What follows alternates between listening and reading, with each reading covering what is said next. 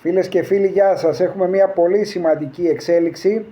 Ενεργοποιείται το πρόγραμμα πρόστισης 2 Ιταλικών φρεγατών τύπου Bergamini Frem. Θα υπογραφεί την 3η 8 Σεπτεμβρίου 2026 στην Ιταλική πρωτεύουσα, στη Ρώμη.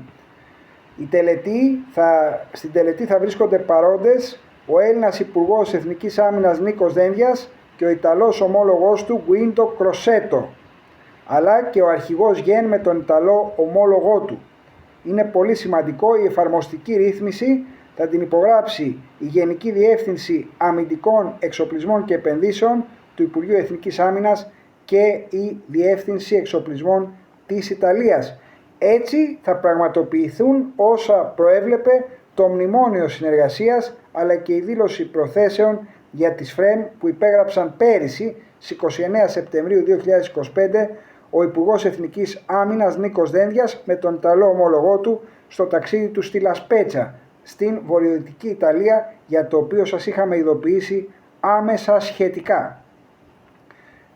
Σύμφωνα λοιπόν με την εφαρμοστική ρύθμιση και τους όρους της αγοράς των πρώτων ΦΡΕΜ, είναι πανίσχυρα και πολύ μεγάλα πολεμικά πλοία μεγέθους αντιτορπιλικού, 2/2 θα είναι. Η αξία των πλοίων προβλέπεται στην κατάσταση που είναι και να μεταβιβαστούν η Κάρλο Μπεργαμίνι F590 μέσα στο πρώτο εξάμηνο του 2028 και η Βιρτζίνιο Φασάν F591 να δοθεί το πρώτο εξάμηνο του 2029. Μέχρι το 2029 δηλαδή η Ελλάδα θα διαθέτει 4 φρεγάτες Μπελαρά, 2 Φρέμ, 4 Μέκο εξυγχρονισμένες, μιλάμε για 10 πλοία και θα έχουν παραμείνει και 6 από τις ΣΕΣ, 16 τρομερές φρεγάτες, εκτός από τις 7 θανάσιμες πυραυλακάτους, τις άλλες πυραυλακάτους, τις κανονιοφόρους κλάσης μαχητής με Spike and Loss, τα υποβρύχια 214 και πάει λέγοντας, και όλα αυτά που θα επιχειρούν σε περιβάλλον νησιωτικό ελληνικό, καλυμμένο με επάκτιους αντιπλοϊκούς πυράβλους Exocet, αντιαεροπορικά και πάει λέγοντας. Η Ελλάδα είναι η υπερδύναμη της περιοχής. Τα σχέδια προβλέπουν την αρχική και εν συνεχεία υποστήριξη για να είναι επιχειρησιακές οι ΦΡΕΜ. Οι ΦΡΕΜ είναι άριστες και για τις ανοιχτές θάλασσες.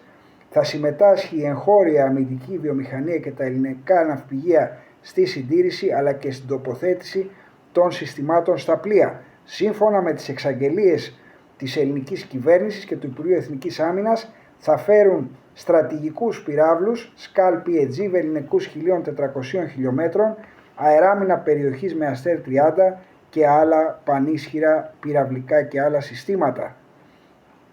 Λοιπόν, το ελληνικό πολεμικό ναυτικό θα είναι το ισχυρότερο της περιοχής και για να ανταπεξέλθουμε και στα πολλά πολεμικά πλοία που θα ναυπηγήσει η Τουρκία, ως γνωστόν η Ελλάδα έχει δια του ΕΛΚΑ ξεκινήσει τις διαδικασίες για το εθνικό πλοίο με εγχώριο μάλιστα σύστημα διαχείρισης μάχης.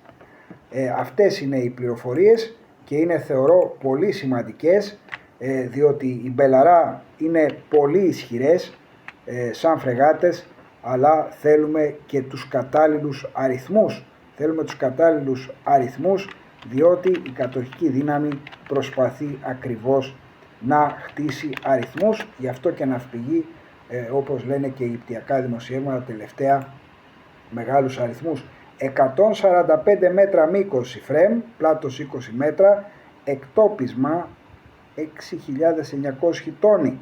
Είναι πλοία πολλαπλών αποστολών, φέρουν ανάμεσα στα άλλα πυροβόλο Ότο Μελάρα των 127 χιλιοστών, για την αεράμινα έχουν κάθετους εκτοξευτές Silver 50 όπως η Μπελαρά με 16 κελιά για πυράβλους Αστέρ 30, μπορεί να τοποθετηθεί ο Silver 70 για τον Missile de Croisière Naval, το στρατηγικό, ηλεκτρονικά ραντάρ σάρωσης ηλεκτρονικής Kronos, Grand Naval και άλλα συστήματα που καθιστούν τα πλοία πλωτά κάστρα και πλωτά φρούρια. Αυτά από την έκτακτη αυτή εκπομπή μας. Αν σας άρεσε, κάντε like, εγγραφείτε στο κανάλι ώστε το έχετε κάνει και κοινοποιήστε τη στα μέσα κοινωνικής δικτύωσης. Επίσης, στην κάρτα που εμφανίζεται τώρα στις οθόνες σας, μπείτε και ακολουθήστε την απόψινή πρεμιέρα όπου τα λέμε όλα. Έχουμε πάρα πολύ σημαντικές εξελίξεις. Σας ευχαριστώ για άλλη μια φορά που συνεχίζετε να στηρίζετε μετά από τόσα χρόνια αυτό το πρωτότυπο κανάλι που από το 2008 σας ενημερώνει για τέτοιου είδους θέματα. Να είστε όλοι καλά. Γεια σας.